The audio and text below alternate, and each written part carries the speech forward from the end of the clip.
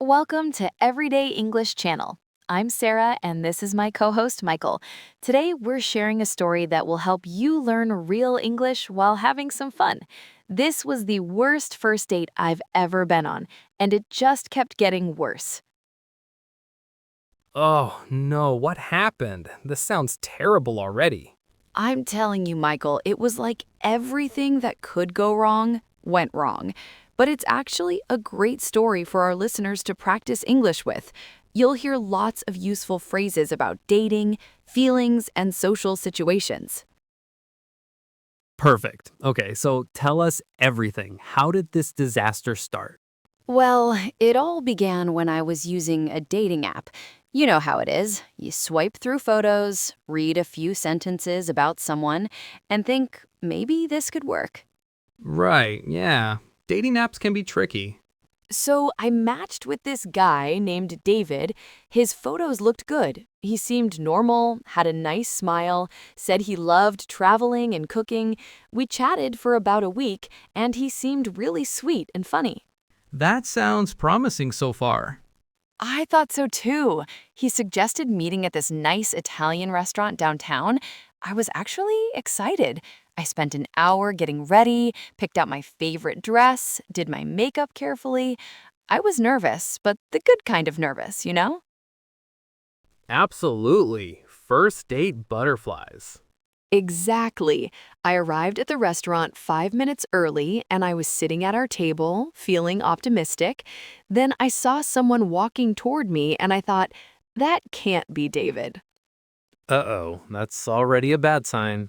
But it was David. He looked completely different from his photos. I mean, completely different. He was much shorter than I expected, much older, and his hair was, well, let's just say his photos must have been from about 10 years ago. Oh, no. So he wasn't honest about his appearance? Not at all. But I thought, okay, Sarah, maybe he's still a nice person. Give him a chance. Don't judge by appearance. So I smiled and said hello. His greeting was strange. Strange how? He walked up to me and said, "You're much prettier than your photos. I was worried you might be using fake pictures." I didn't know what to say. I just laughed awkwardly and said, "Thank you." But inside, I was thinking, what kind of greeting is that? Wow, that's really inappropriate. What a weird way to start a conversation. I know, right? So we sat down and I tried to start normal conversation. I asked him about his work, his hobbies, how his week was going. But David had other plans. What do you mean? He started talking and talking and talking. For 20 minutes straight, he told me about his ex-girlfriend, how she broke his heart, how women can't be trusted, how dating is so difficult for men these days. Oh my goodness. He talked about his ex on the first date?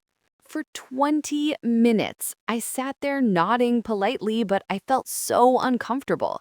Then, when the waiter came to take our order, David was incredibly rude to him. Rude how?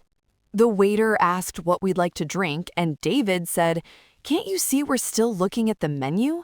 Come back later." The poor waiter apologized and walked away. I was so embarrassed. That's terrible. How someone treats service workers says a lot about their character. Exactly. I tried to change the subject and asked about his hobbies. He said he liked playing video games and watching movies. I asked what kind of movies, thinking maybe we had something in common. That seems like a normal question. His answer was, "I only watch intelligent films. You probably wouldn't understand them. Most women prefer romantic comedies and don't appreciate real cinema." I couldn't believe he said that. It got really awkward after that comment. Wow, he was being condescending and sexist. That's such a red flag. It was. I told him I actually have a film degree and work in the movie industry, and he looked shocked.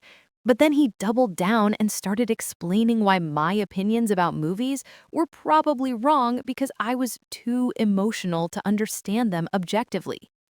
This guy sounds awful. Please tell me it gets better. Oh, Michael, it gets so much worse. We ordered our food, and I was just trying to get through the meal so I could leave politely. Then came the worst moment of the entire evening. I'm almost afraid to ask. What happened? The waiter brought our food, and David's pasta was a little cold. Instead of politely asking the waiter to warm it up, David started shouting. He said, "This food is terrible. What kind of restaurant serves cold pasta? I want to speak to the manager immediately." Oh no, he made a scene in the restaurant? The entire restaurant was staring at us. I wanted to disappear under the table. The manager came over, and David demanded a free meal and complained for 10 minutes about everything.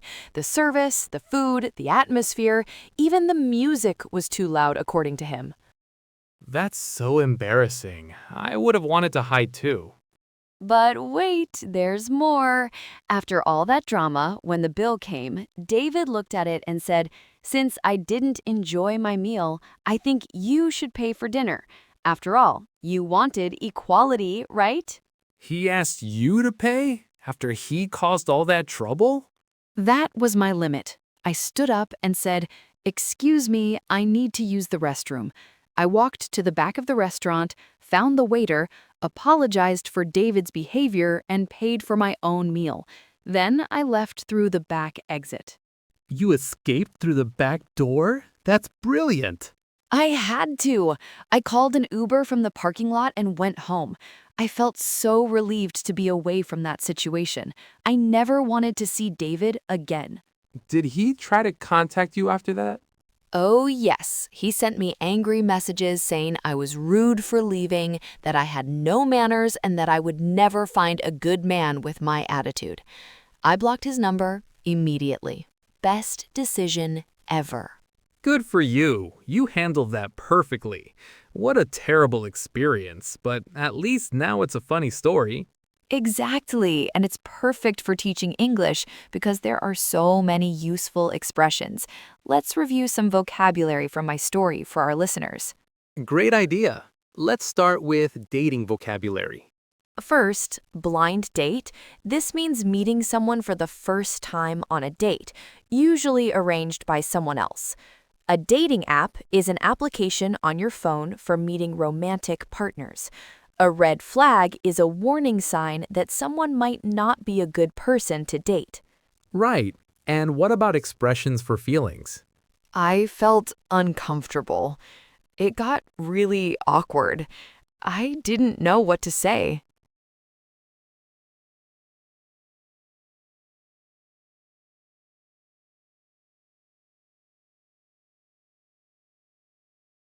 Those are really helpful for describing social situations.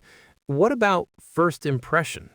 First impression is your initial opinion about someone when you meet them for the first time. It's very important in dating. You might say, "He made a bad first impression," or "Her first impression was wonderful." Perfect. These expressions are so useful for everyday conversations. Well, that's our story for today. I hope you enjoyed hearing about my dating disaster, and I hope it helped you learn some new English expressions. Remember, even terrible experiences can make great stories later. Absolutely. And listeners, try telling your own story about a first date or any awkward social situation. Practice using these new vocabulary words and expressions. Yes, stories like this help you learn real English, the kind we actually use in everyday life. Thanks for listening to the Everyday English channel, and we'll see you next time. Until next time, keep practicing your English. Actually, Michael, before we finish, let's do something special for our listeners today. Why don't we create some example conversations using the vocabulary we just learned? This will help everyone practice using these expressions in context. That's a fantastic idea, Sarah. Let's imagine you're telling a friend about a bad date. I'll be your friend asking questions, and you can use some of the expressions we discussed. Perfect. Okay, everyone, listen to this example conversation. Michael, ask me about my weekend. Hey Sarah, how was your weekend? Did you have any plans? Well, I went on a blind date on Saturday night. It was set up by my friend Anna. She said the guy was really nice, but honestly, it was such a disaster. Oh no, what happened? Was there a red flag right away? Actually, yes. He showed up 30 minutes late, and his first impression was terrible. He made a really awkward comment about my appearance. I felt so uncomfortable from the very beginning. That sounds awful. I didn't know what to say just hearing about it. Did you stay for the whole evening?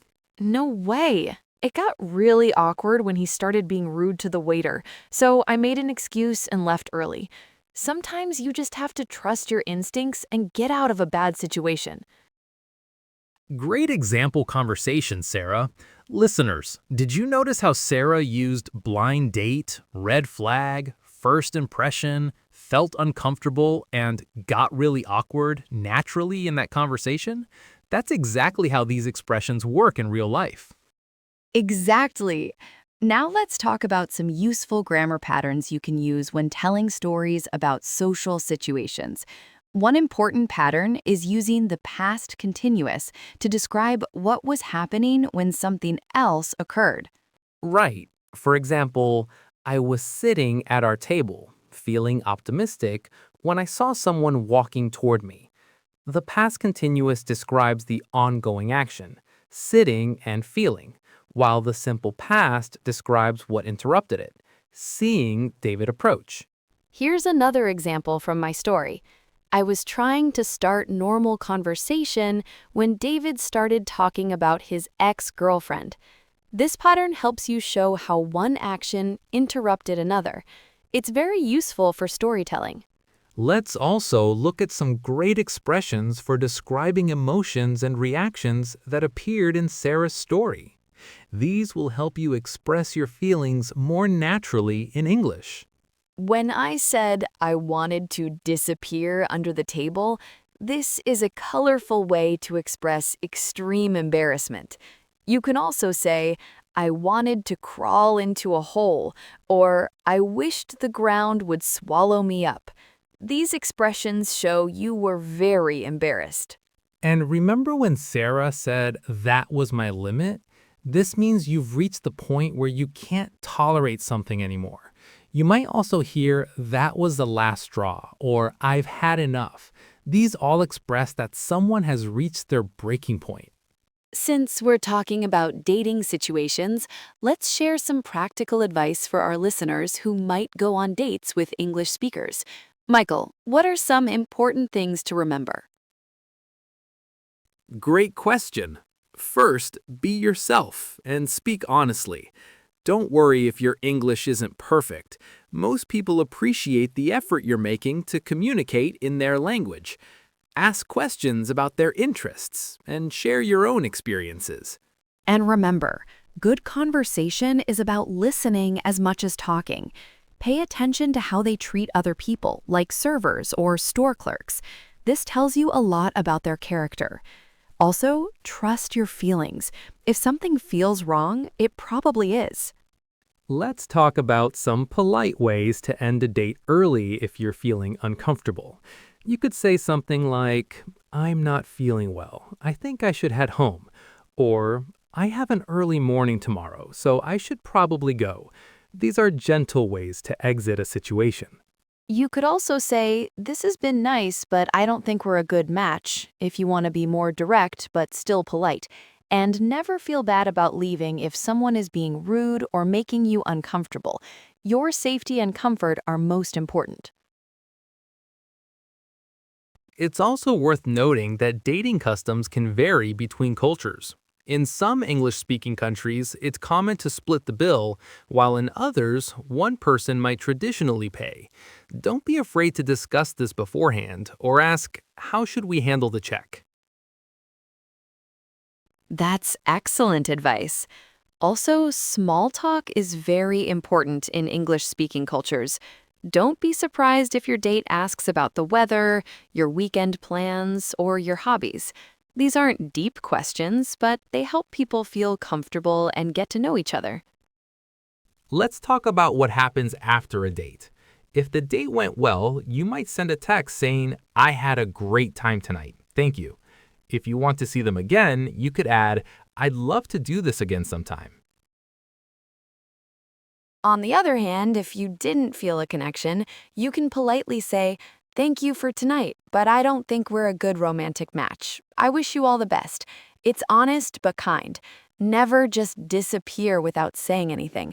That's called ghosting, and it's considered rude.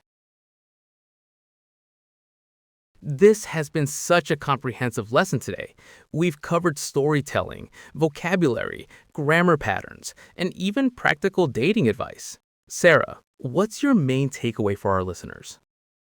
I think the most important thing is that learning English isn't just about grammar and vocabulary lists. It's about being able to tell your own stories and have real conversations. Every experience, even bad ones like my terrible date, becomes a chance to practice and improve your English skills. So here's some homework for everyone listening. This week, try telling someone about a memorable social experience you've had. It could be a good first date, a bad first date, an awkward work meeting, or any social situation. Use the vocabulary and expressions we learned today.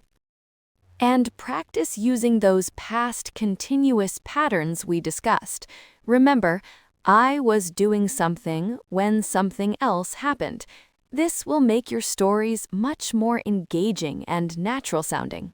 If you want to practice more, you can find transcripts of all our episodes on our website, along with additional vocabulary exercises and conversation practice guides.